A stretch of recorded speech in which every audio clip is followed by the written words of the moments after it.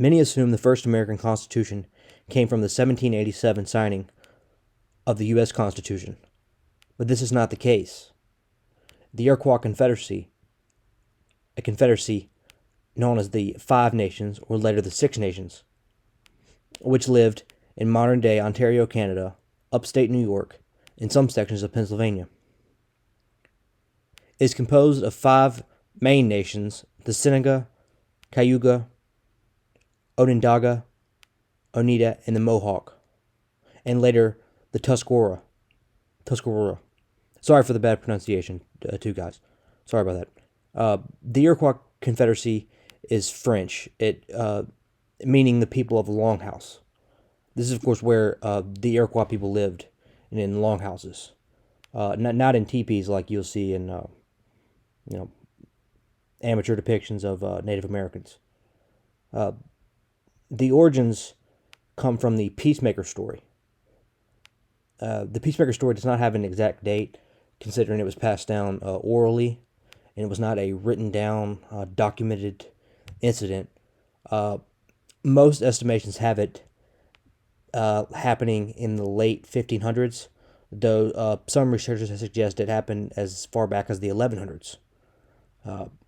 There's never an exact date on it, but the story basically goes: the nations of the 5 nations located in northern Canada and in New York were at constant war with one another, when a man known as the Peacemaker, or Dekenawida, and again, sorry for pronunciation, who was a Huron, who is said to have persuaded a man named Hithawiah in Okanagan living among Mohawks to advance peace, civility, authority, and righteousness. And the story basically goes that this man, the Peacemaker, went around to the 5 villages, convincing them to put down their weapons and end the fighting against one another, and to come together as a united nation. And this happened under the Great Law of Peace, the joint jurisdiction of 50 peace chiefs, known as sachems. These are essentially like a senator or a representative. They embraced all civil affairs at the intertribal level. Their constitution begins by stating this: I am Dekawida, and with the 5 nations, Confederate lords, I plant the tree of great peace.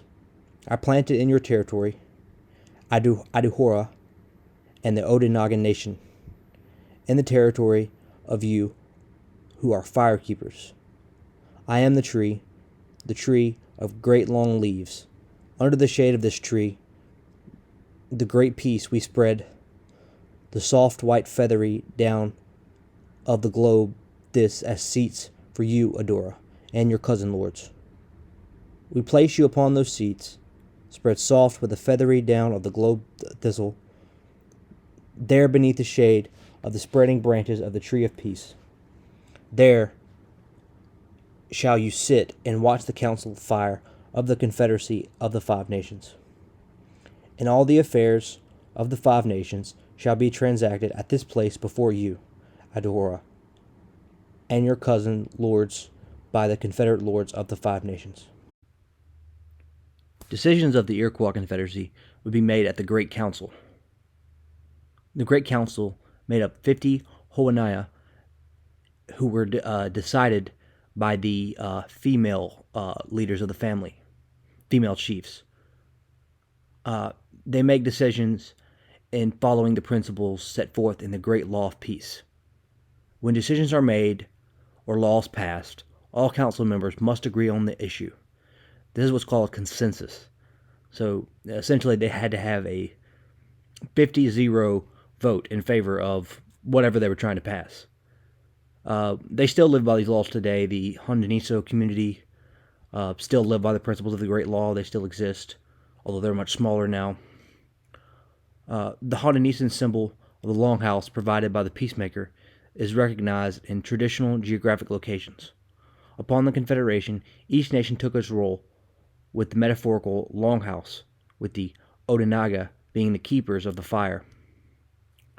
The Mohawk, Seneca, and Onondaga acted as the elder brothers of the Confederacy, while the Cayuga and Oneida were still the younger brothers within the Grand Council. The main meeting place was and still exists today in the Onondaga Territory. The Iroquois Confederacy had established treaties with the Dutch and English. They made a great deal of profit and by trading with the Dutch. They established a precedent of trading muskets for pelts. This, of course, made the Iroquois the most powerful native northeastern American nation. That is, they would eventually go on to defeat the Hurons, the Erie, the Mongonila, and the Shawnee. With the decline of the beaver population, the Iroquois began to conquer their smaller neighbors. They attacked Winroo in 1638 and took all their territory, and the survivors fled to the Hurons for refuge. The Winroo served as a buffer between the Iroquois and the neutral tribes of their Erie allies. The neutral and Erie tribes were considerably larger and much more powerful than the Iroquois at this time, so the Iroquois turned their attention north, and the Dutch encouraged them in this strategy. At this time, the Dutch were the Iroquois' primary trading partners, with their goods passing through Dutch trading posts down the Hudson River. As the Iroquois source of beaver furs, declined, so did the income of the trading posts. New France's governor, Charles de Montgomery, rejected peace with the Mohawks in 1641. In 1641, the Mohawks traveled to the Trois Rivières in New France to propose a peace with the French and their allied tribes. They asked the French to set up trading posts in Iroquois as a way of peace offering. Governor Montgomery rejected this proposal because it would imply the abandonment of their Huron allies. In the early 1640s, the Beaver War, as it started to become known, began with the Iroquois attacks on the frontier Huron villages along the St. Lawrence River. This was done in order to disrupt the trade with the French. In 1645, the French called the tribes together to negotiate a treaty to end the conflict, and the Iroquois leaders, Daganowida and Cositan, traveled to New France to take part in the negotiations. The French agreed to most of the Iroquois demands, granting them some trading rights in New France. The next summer, a fleet of 80 canoes traveled through Iroquois territory, carrying a large harvest of furs to be sold in New France. When they arrived, however, the French refused to purchase the furs and told the Iroquois to sell them to the Hurons, who would act as middlemen. The Iroquois were outraged by this decision and thereby resumed the war.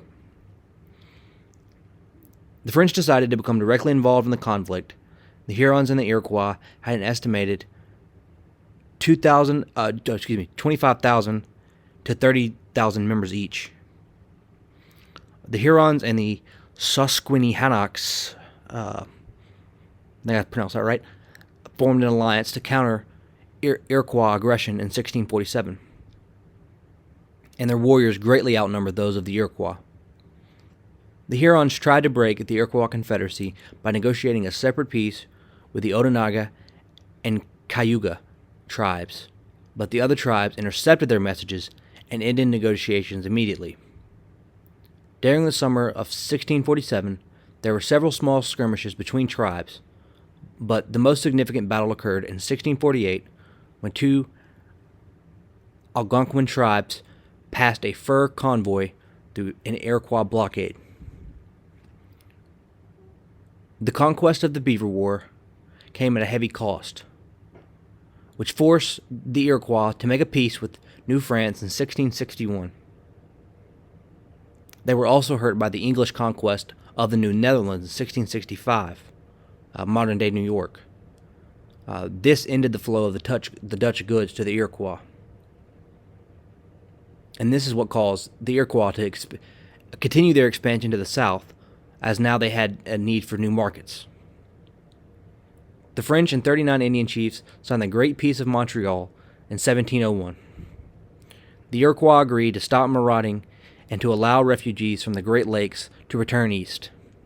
The Shawnee eventually regained control of the Ohio Country and the lower Allegheny River. The Miami tribe returned to take control of Indiana and northwest Ohio, and the Potawatomi went to Michigan, and the Illinois tribe to Illinois. The peace lasted until the 1720s. In 1722, Tuscarora joined the Iroquois League, having migrated north from the Carolinas after getting involved in a bloody conflict with the white English settlers. The Tuscarora shared a cultural background with the Five Nations of the Iroquois, and with a sponsorship from the Oneida, this led to the Tuscarora being accepted as the sixth nation of the Confederacy in 1722. Therefore, to the English, the Iroquois became known as now the Six Nations. The Treaty of Lancaster, signed in 1744, was about settling land disputes between the Virginia, Maryland, and the Iroquois. The Pennsylvania colony was used to take part as an intermediator or honest broker. The Treaty of Lancaster established lines at the eastern foot of the Shenandoah Mountains. In exchange, the Iroquois, at the treaty, thought they sold off a few parcels of land in eastern Pennsylvania and Maryland. The Iroquois became known for pitting the imperial motives of the English and French against one another, mostly favoring the English side. They were able to speak on behalf of the peoples they had conquered. This is how they maintained a semblance of control over the Ohio Country, a place which has become very important in the beginning of the French and Indian War conflict.